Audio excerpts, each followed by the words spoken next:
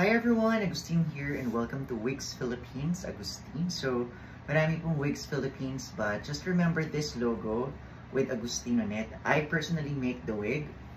So for this one, this wig is a ready-made. So meaning to say, isa siya sa mga stock natin na wig. However, we did alter the cap and added few hair. For the process po na pagpunta sa amin, you have to message us, set an appointment, visit us, we will discuss what you want, what you need.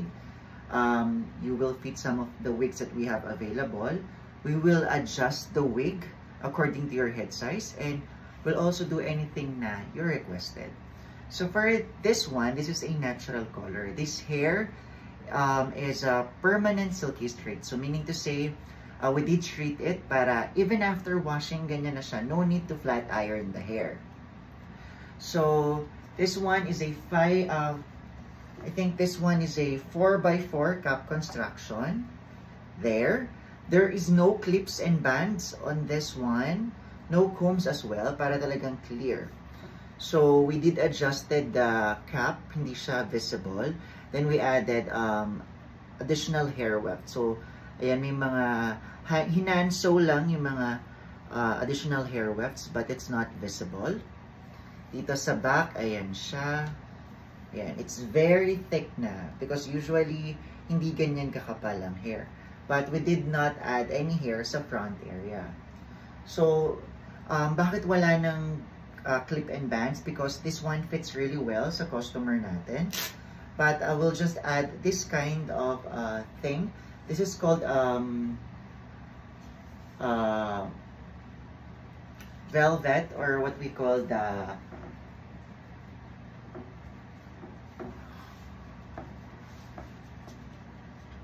this one is a wig grip, by the way. So, meron siyang lace dito. So, dyan na ipapart yung parting space ninyo. And then, there is a velcro at the back. So, yan, ganyan lang siya. This one, hindi mag-slide yung wig ninyo. So, as well, kasi dito, ang mannequin head, guys, very, siya, madula. So, usually, nag-slide back talaga ang wig. But, with the use of wig grip, it will hold in its place. So, lagay natin yung wig.